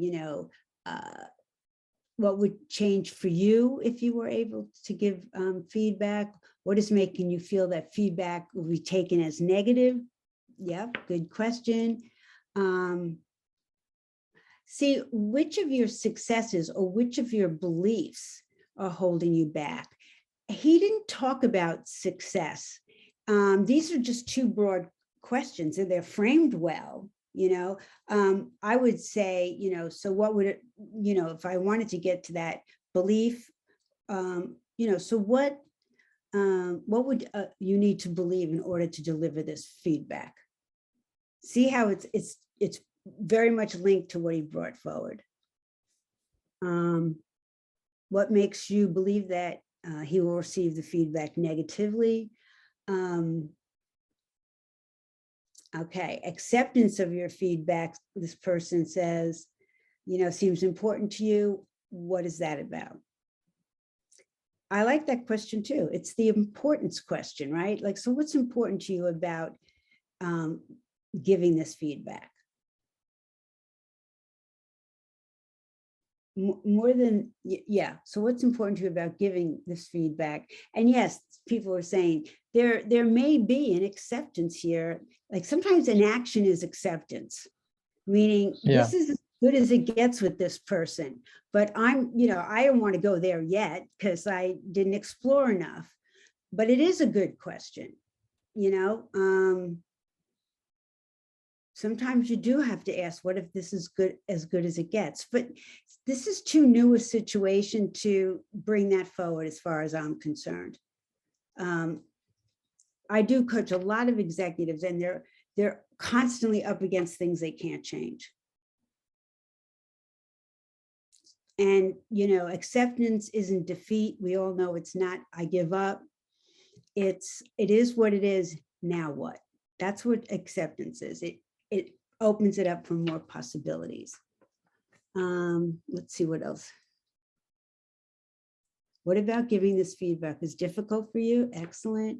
I hear you saying you're unable to give a negative feedback to a person who is not performing well in the current role. What makes it difficult for you?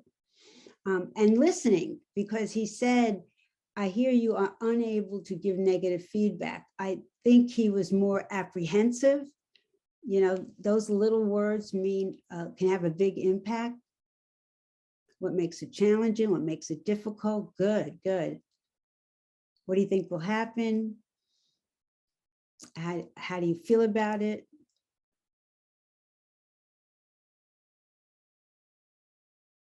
Yeah.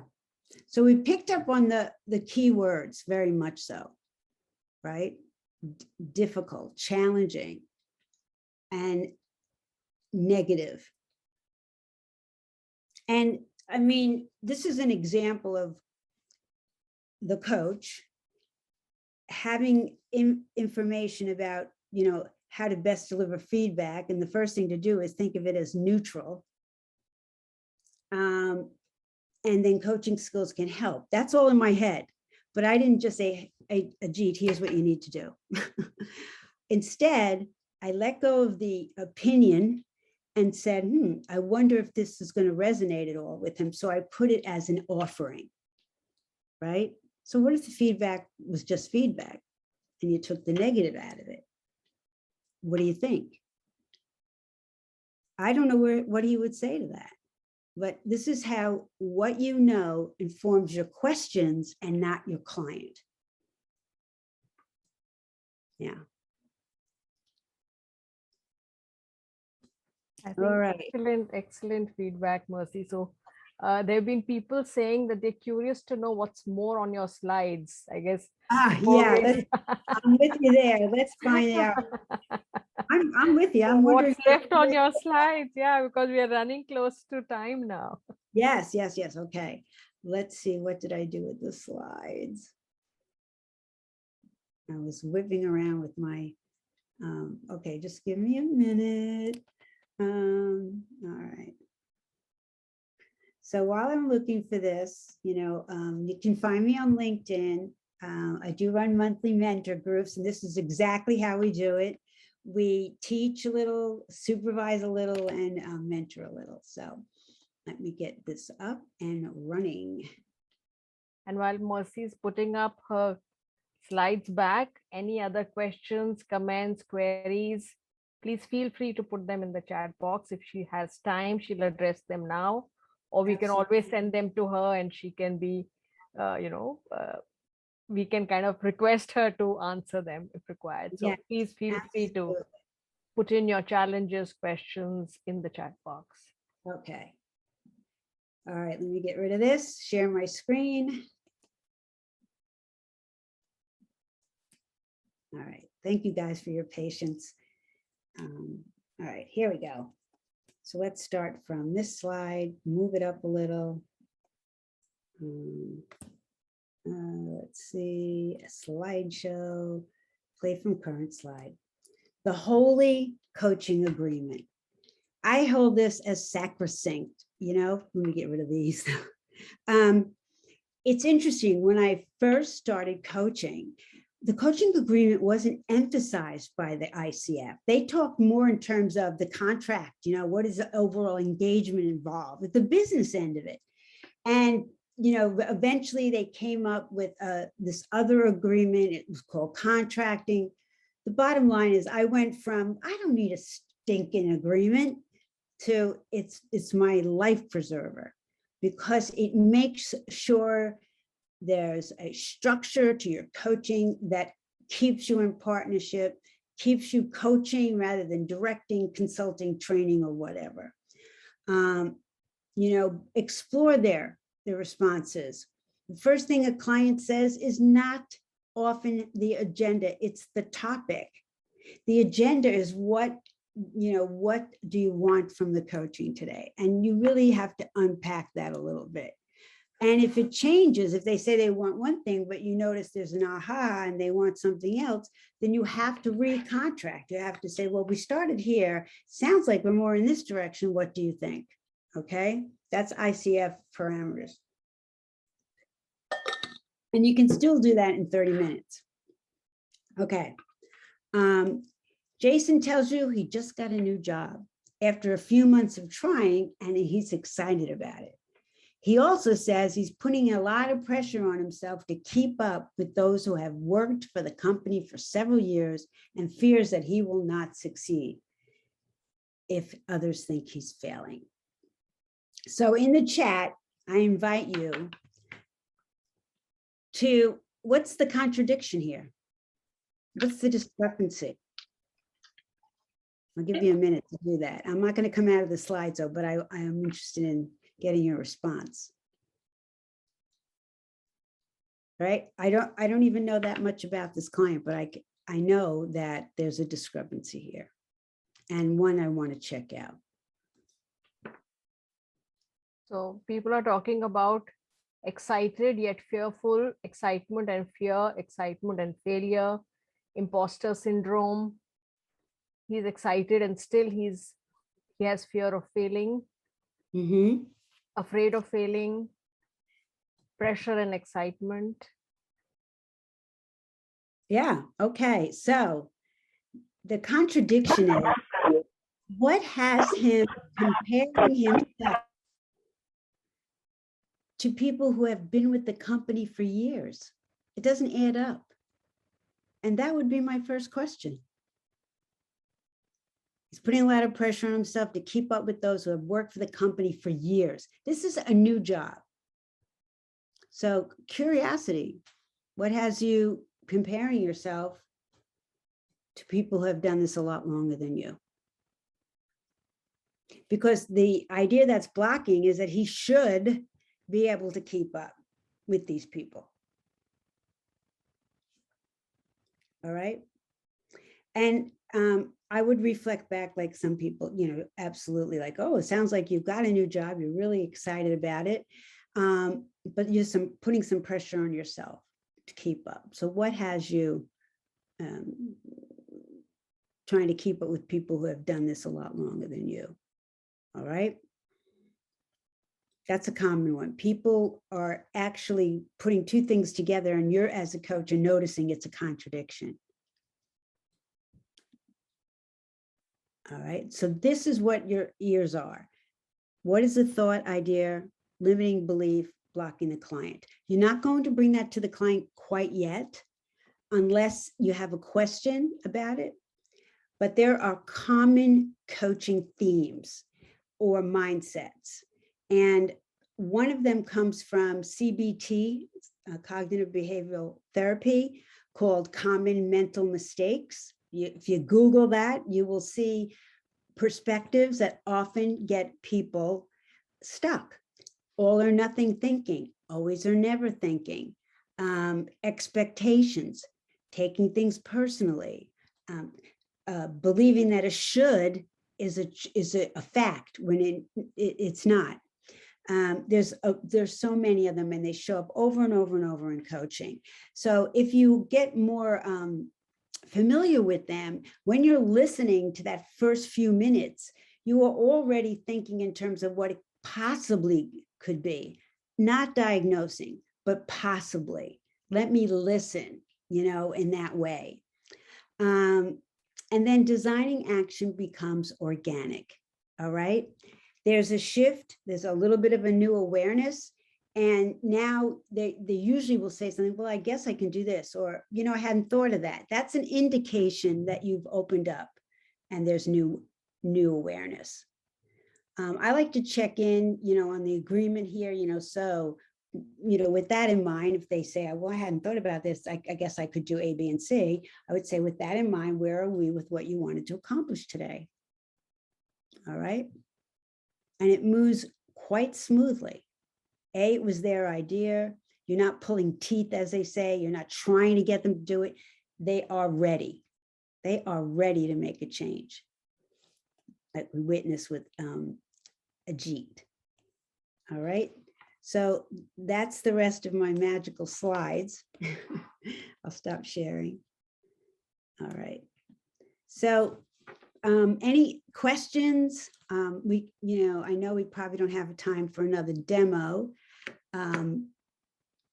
So I wanted to ask you, Merci, if you have, would you I know we just have 1 minute left, and I would request Nimish to, I think, put up the feedback poll before people start leaving. Yes. And as you answer the feedback poll, we ask Merci, if you have extra 5 or 10 minutes, would you be able to stay on to answer some of the questions, or would you prefer I send the questions to you later?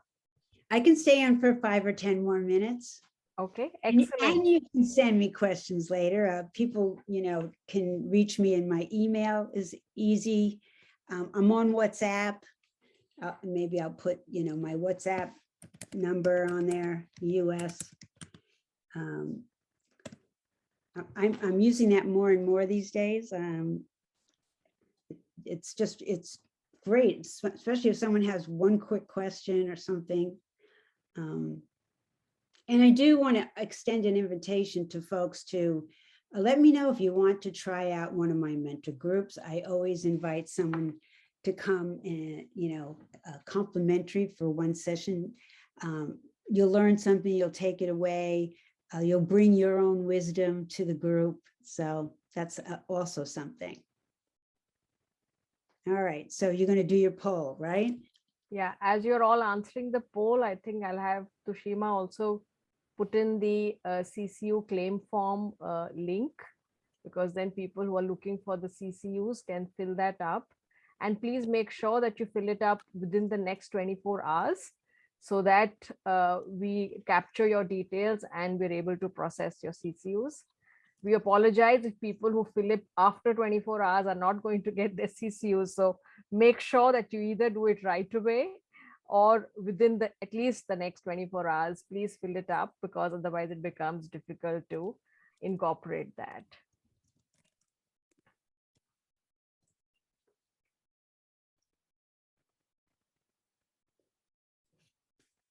So there was a question, a curious question, Merci, as people are filling up the feedback poll. In the demo that you mentioned coaching, so there was a question saying that, was that directive because you brought in coaching as a way to address the conversation? Okay. So was that in a way could be taken as directive or leading? It's about how attached was I to being right.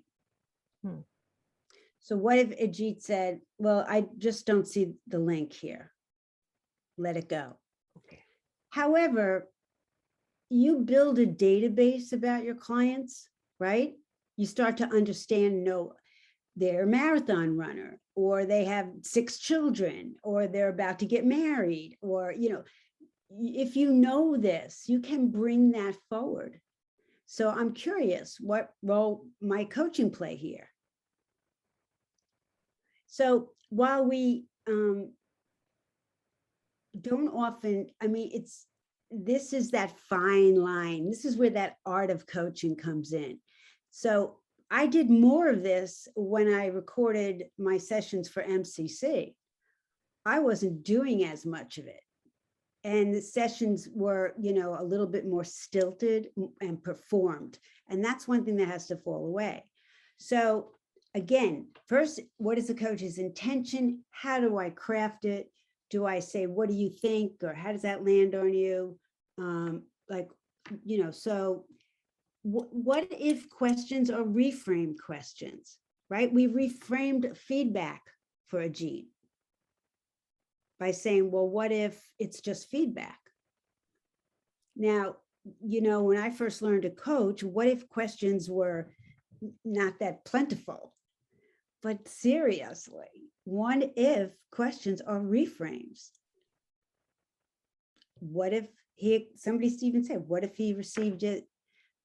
It's well received.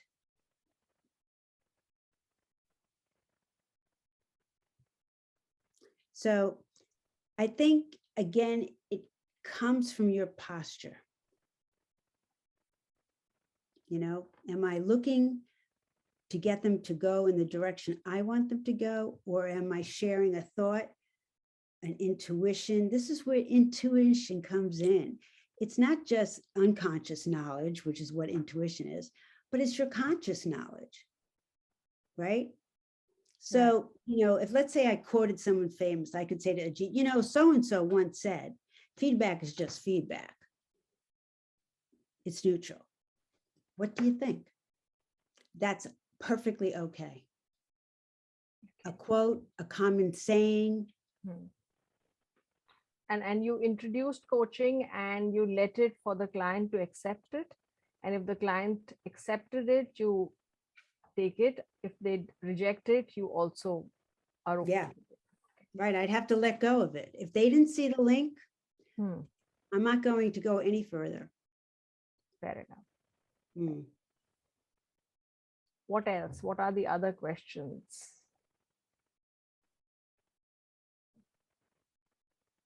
So there are lots of love coming your way, Merci. So I see that. So there's a lot of love coming in.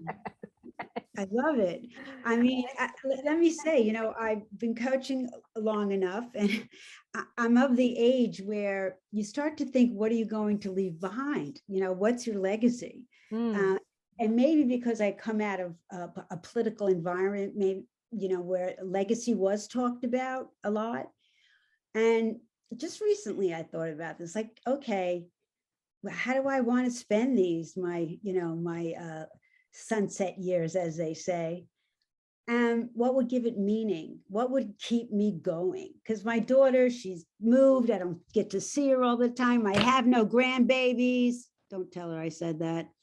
I'm, you know, fingers crossed, I'm going to have it someday. But what really gets me up in the morning is I want to have impact and I want to help coaches. So that's my, motivation. So I thank you all for enjoying this so much. Yes, heartfelt. I love the reactions. And I also got a question saying they wanted to know how do they partner with you in your mentoring courses? Okay. So you email me. All right. And I will give you log on information. I have an 8 a.m. one, New York, so that works, I think, for India. But I also have a 2 p.m. on Tuesday, which I don't think works, but it might work. I don't know. But those are the two times, on Tuesday and Thursday. You would just email me your interest. I would send you the invitation, and you'll get the recording for that session. And maybe it's something you need for your ICF credential, or you just want to experience another mentor group. I do have people from all over. So, it's my pleasure to do that. And then we can take it from there. So there's a question, in fact, an inquiry. Shubhra asks, what have you led with and held on to in your journey from ACC to now? And she's also said that your presence is brilliant. Thank you. I think the thing that is both amazing about coaching, but also a responsibility, which is it's one of the only professions where you learn and grow just like your clients do. How many times does someone come to a session and they're like struggling with the same thing you are, right? It's interesting, right? You start to like have to let go because you don't frankly know the answer. And all of a sudden you'll get off that call and you've grown, you've thought about something differently. So it's the very act of coaching is a growth spurt each and every time you coach. The ability to let go of judgment and be an observer, a witness to the people, to the world. I mean, there's no better healthy feeling in the world. We all know it, mindfulness.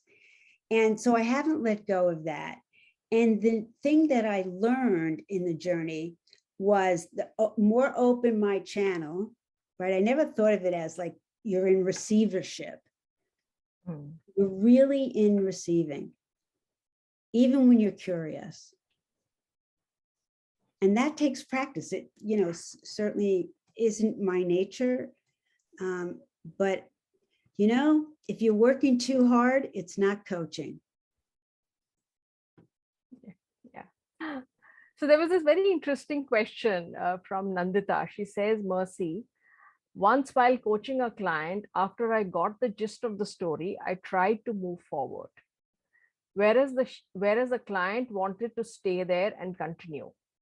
This happened a couple of times, and in the end, she gave me feedback that she felt rushed.